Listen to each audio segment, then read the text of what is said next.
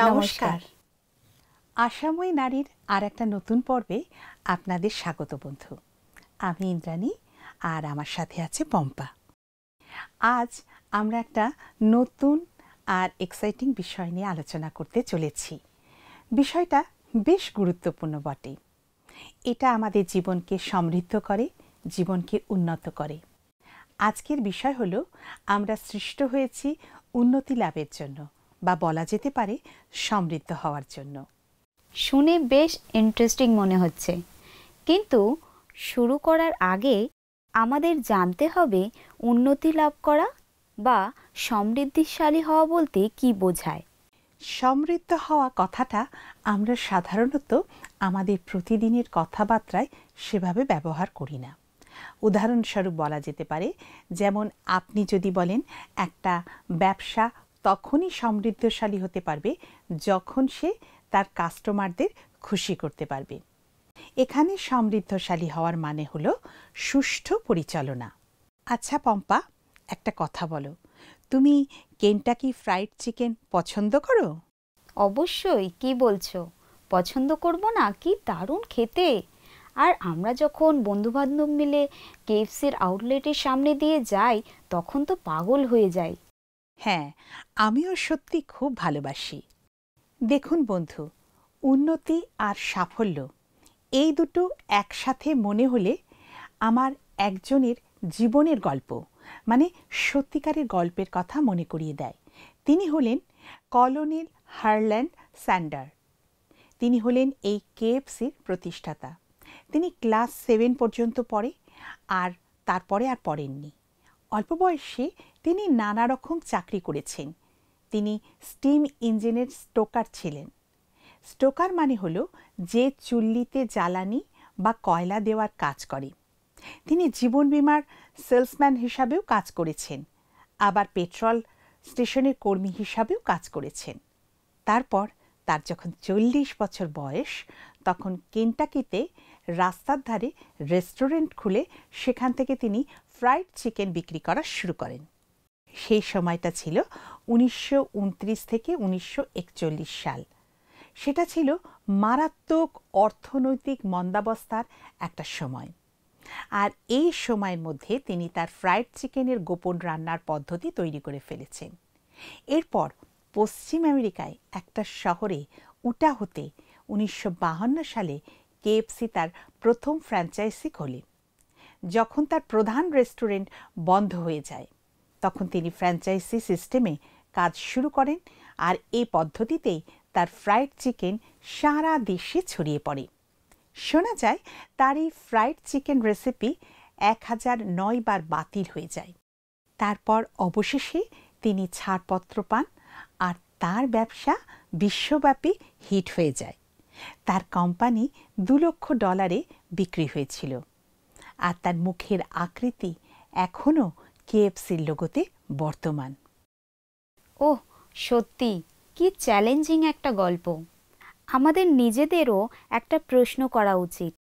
সেটা হলো, আমরা সাফল্যে পৌঁছানোর জন্য চেষ্টা করে কয়েকবার যদি ব্যর্থ হই, তাহলে কি আমরা চেষ্টা করাই ছেড়ে দেব?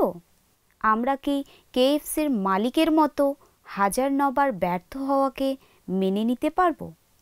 তার এই গল্প আমাদের সত্যিই খুব উৎসাহ দেয় আরও কঠোরভাবে চেষ্টা চালিয়ে যাওয়ার জন্য। যদি কেউ অনেকবার ব্যর্থ হয়ে থাকেন, তাদেরকেও।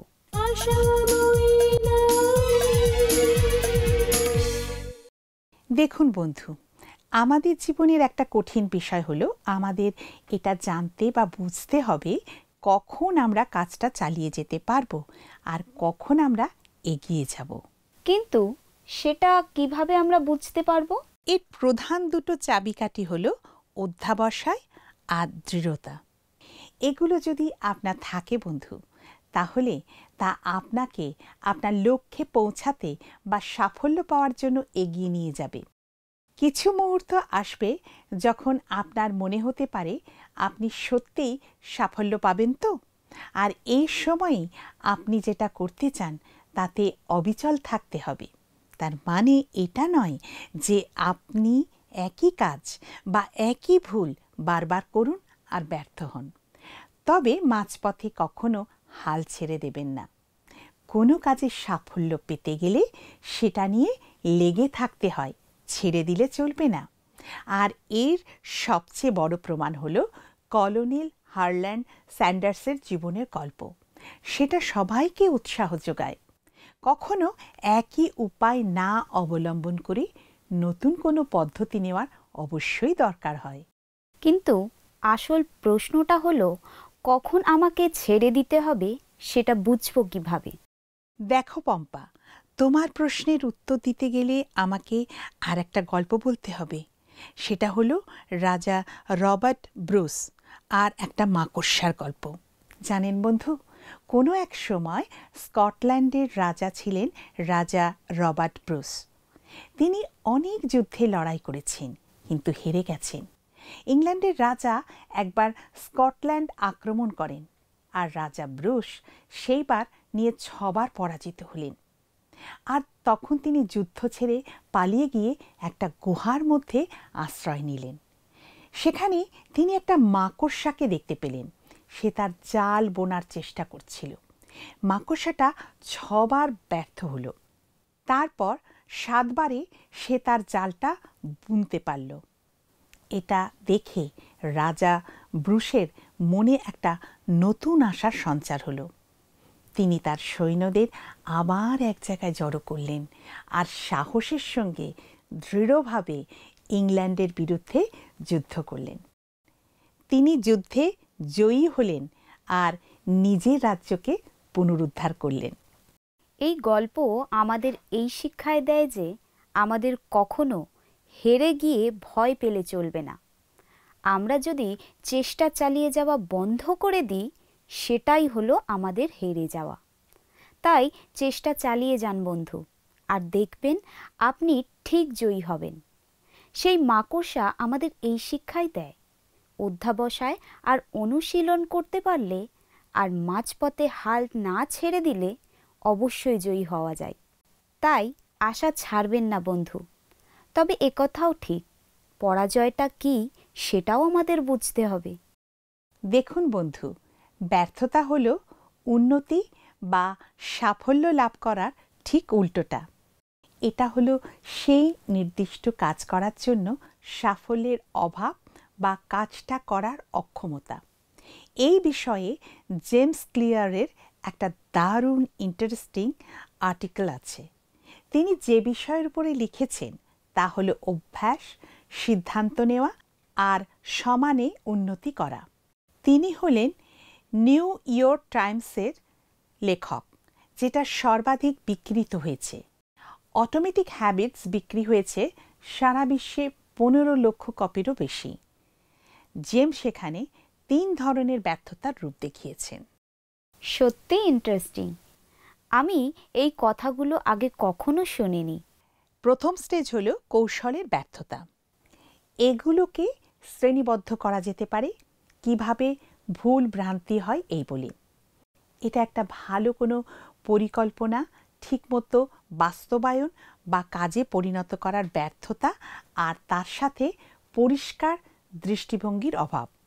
স্টেজ 2 হলো পরিচালনা কৌশলের ব্যর্থতা। এগুলো হলো ভুল ভ্রান্তিগুলো কি সেইগুলো। এগুলো হলো সেই রকম ব্যর্থতা যখন আপনার চাহিদা অনুযায়ী পরিচালনা কৌশল ঠিকমতো ফলাফল দেয় না। আপনি হয়তো জানেন কাজটা কিভাবে করতে হবে, কিন্তু তবুও কাজটা করার জন্য ভুল পথ বেছে নিচ্ছেন। তারপর স্টেজ 3 হলো দৃষ্টির ব্যর্থতা। এগুলো হলো ভুল ভ্রান্তিগুলো কেন হয়। এটা তখনই হয় যখন আপনি নিজের জন্য কোনো কিছুর ঠিকমতো রাস্তা বার করতে পারছেন না, বা ঠিক দিকটা খুঁজে পাচ্ছেন না, অথবা বুঝতে পারছেন না আপনি যেটা করছেন সেটা কেন করছেন।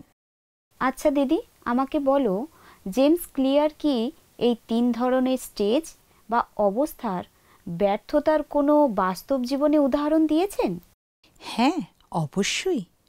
প্রথম পর্যায় বা স্টেজ হলো কৌশলের ব্যর্থতা। স্যাম কার্পেন্টার নামে একজন ছোট ব্যবসায়ী একটা ব্যবসা কেনার জন্য $5,000 প্রথমে দিয়েছিলেন, যেখানে টেলিফোন আনসারিং সার্ভিস দেওয়া হতো, আর সেটা চলত ঘড়ির কাঁটা ধরে। কিন্তু তার যেসব কর্মচারীরা সমানে কাজ করতে ইচ্ছুক ছিল, তিনি তাদের ঠিকমতো মাইনে দিতে পারতেন না। তিনি যখন এই কোম্পানি কিনেছিলেন, তখন তিনি ভেবেছিলেন যে এটা হয়তো আমেরিকায় সবচাইতে ভালো মানের টেলিফোন আনসারিং সার্ভিস হিসাবে কাজ করতে পারবে। তিনি কাজের সমস্ত চাপ নিজের কাঁধে নিয়ে নিজেকে প্রায় নিঃশেষ করে ফেলেছিলেন। তিনি পরে যেসব কর্মচারীদের নিয়েছিলেন, তারা তেমন যোগ্য ছিল না। তারা যেমন পারত তেমন কাজ করত। তারপর তিনি একটা ম্যানুয়াল তৈরি করলেন, যেটা দেখে যাতে সব কর্মচারীরা শিখতে পারে আর ঠিকভাবে কাজ করতে পারে। এরপর কোম্পানির কাজকর্ম কমে গেল, আর বর্তমানে তার কর্মচারীর সংখ্যা মাত্র 60 জন, আর কোম্পানির লাভও কমে গিয়ে 40% হয়ে যায়। এটা একটা ইন্টারেস্টিং ব্যাপার যে স্যাম কার্পেন্টার একটা ম্যানুয়াল তৈরি করে তার কর্মচারীদের জন্য সমস্যাটা জিইয়ে রেখে দিলেন। একদম ঠিক বলেছ পম্পা। আর সেকেন্ড স্টেজ বা দ্বিতীয় পর্যায় হলো পরিচালনা কৌশলের ব্যর্থতা। তুমি নিশ্চয়ই অ্যামাজন কোম্পানির নাম শুনেছ, আর আপনারাও নিশ্চয়ই শুনেছেন বন্ধু। হ্যাঁ, জানি তো, ওরা অনলাইনে সব কিছু বিক্রি করে থাকে। দেখো, জেফ বেসস, যিনি এই অ্যামাজন কোম্পানির প্রতিষ্ঠাতা, তিনি 1999 সালে ঘোষণা করেন যে তখন থেকে তাদের কোম্পানি সব কিছু অনলাইনে বিক্রি করবে। সফটওয়্যার ইঞ্জিনিয়ার অবশ্যই বলেছিলেন যে এটা খুব বড় আর ঝুঁকিপূর্ণ একটা কাজ হয়ে যাবে। এত তাড়াতাড়ি করতে গেলে কিন্তু তবুও বিষয়টিকে উন্নত করে, পরীক্ষা করে তারপর 3 মাস পরেই সেটা নতুনভাবে শুরু করেন। 3 মাস মাত্র? এটা তো খুবই কম সময় একটা কোম্পানির কাজ শুরু করার জন্য। ঠিক তাই। শোনো, তারপর কি হলো? 6 মাস যেতে না যেতেই ম্যানেজমেন্ট, অর্থাৎ পরিচালনা যারা করছিল, তারা বুঝতে পারে যে তাদের প্রজেক্টটা ব্যর্থ হয়েছে। তারা অন্যান্য কৌশলও ব্যবহার করতে চেয়েছিল, কিন্তু কোনোটাই দাঁড়ায়নি।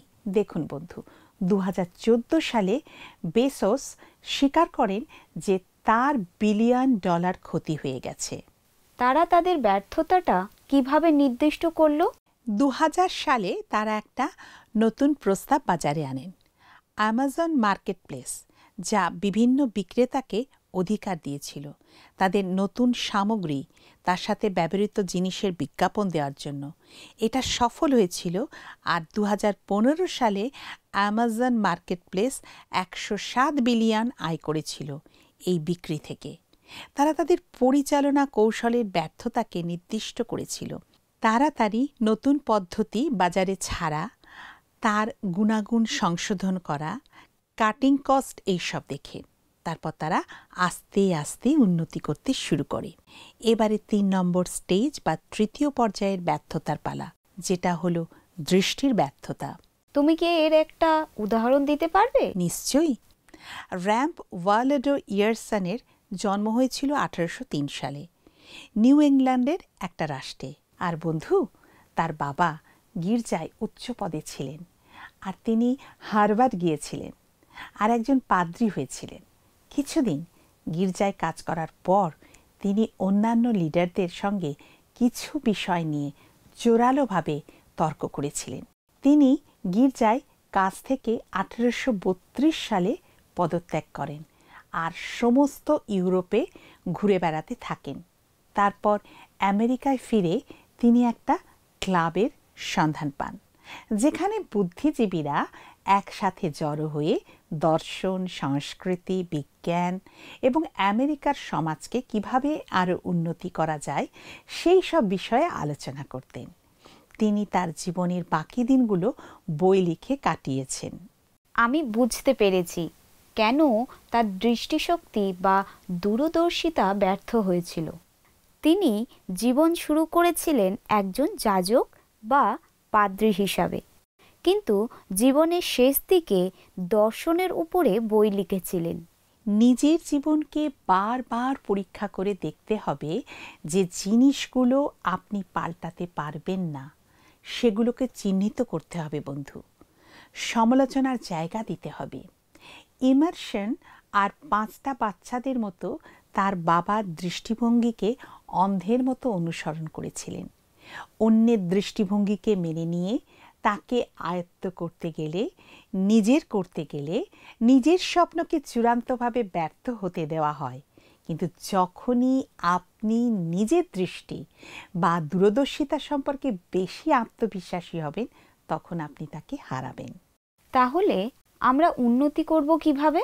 আমার মনে হয় প্রথমেই আমাদের যেটা দরকার সেটা হলো একটা পজিটিভ বা সদর্থক দৃষ্টিকোণ নিয়ে চলা। আমাদের উন্নতি করতে গেলে অবশ্যই আশাবাদী হতে হবে। আশা ছেড়ে দিলে চলবে না। অনেক মানুষই তাদের ভবিষ্যৎ নিয়ে প্রচণ্ড উৎকণ্ঠা আর ভয়ের মধ্যে থাকেন। কিছুটা দুশ্চিন্তা করা হয়তো স্বাভাবিক, কিন্তু সমানে দুশ্চিন্তার মধ্যে থাকাটা আমাদের শারীরিক আর মানসিক দুদিক থেকেই ক্ষতিকারক। প্রিয় বন্ধু, যখন আপনি দুশ্চিন্তার মধ্যে থাকেন তখন নিজেকে প্রশ্ন করুন, কোন জিনিসটা আপনাকে বেশি বিরক্ত করছে বা কিসের জন্য আপনার অসুবিধা হচ্ছে, আর আপনি কিভাবে সেটাকে সামলাবার চেষ্টা করতে চাইছেন।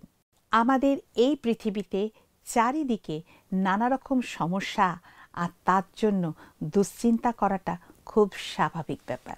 আমাদের প্রভু আমাদেরকে আগামীকালের জন্য যাতে আমরা দুশ্চিন্তা না করি তার জন্য আমাদের নিশ্চিন্ত করেন, কারণ ঈশ্বর জানেন আমাদের কি দরকার আর তিনি সেটা আমাদের যোগান দেবেন তার প্রচুর অনুগ্রহ আর ইচ্ছার সঙ্গে।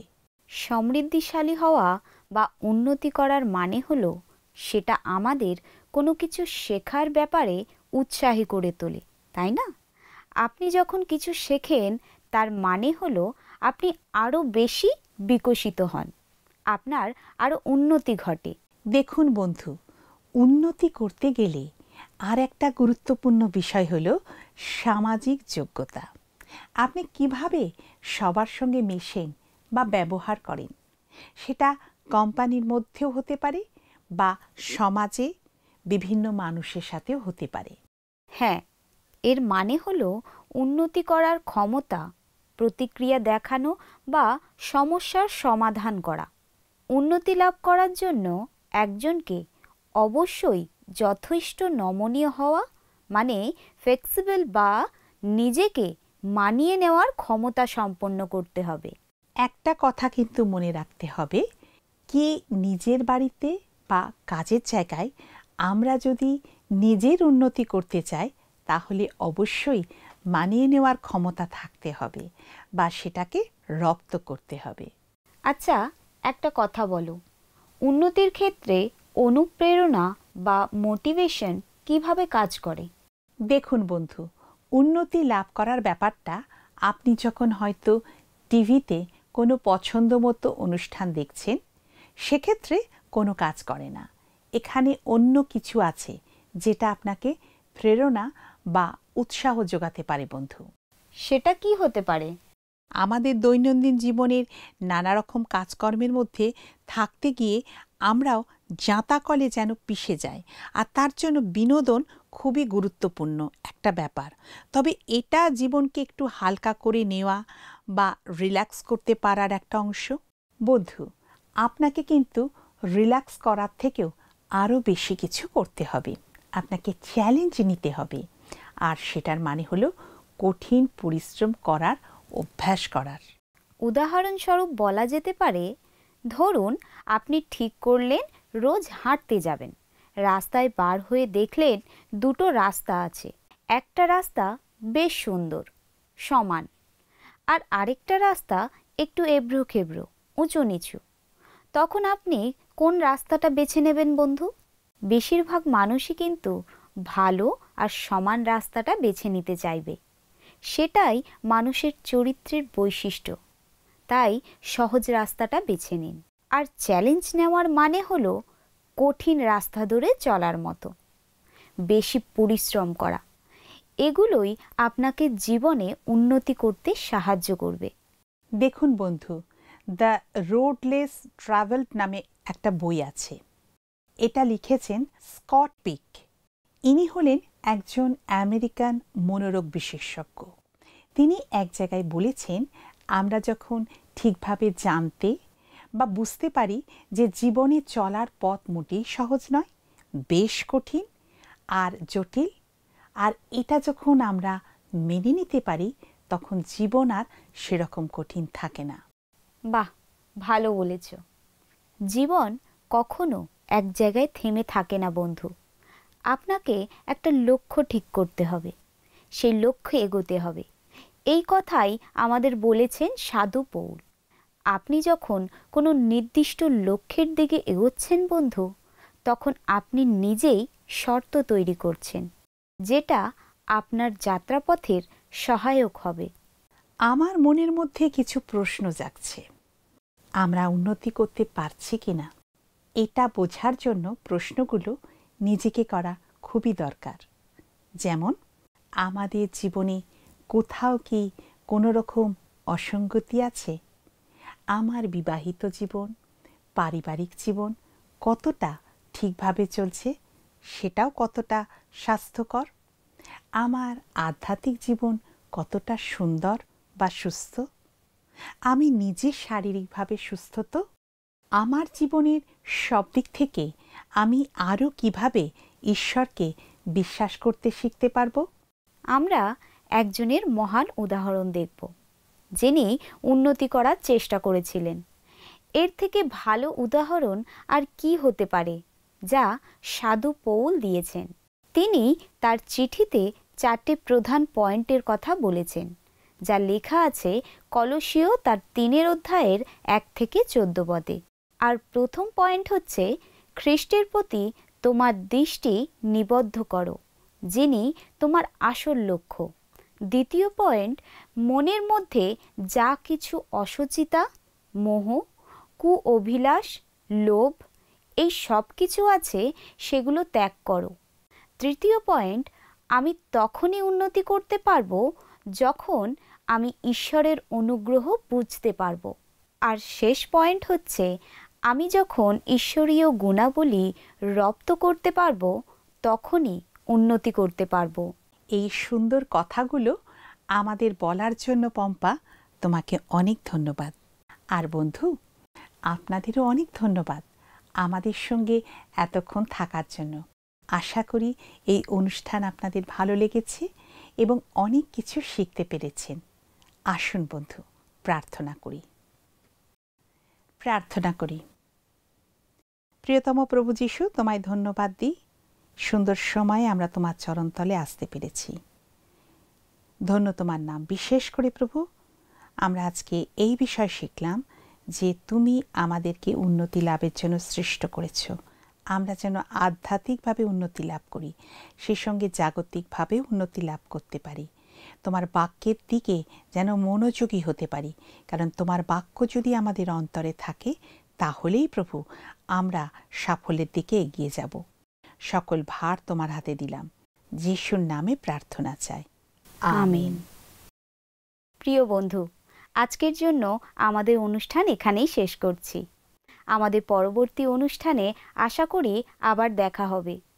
আর আমাদের স্ক্রিনে দেওয়া মিসড কল নাম্বারে একটা মিসড কল দেবেন এবং প্রার্থনা ও কথা বলার জন্য স্ক্রিনে দেওয়া নাম্বারে ফোন করবেন। আমরা অপেক্ষায় রইলাম আপনাদের জন্য। ভালো থাকবেন, সুস্থ থাকবেন। নমস্কার।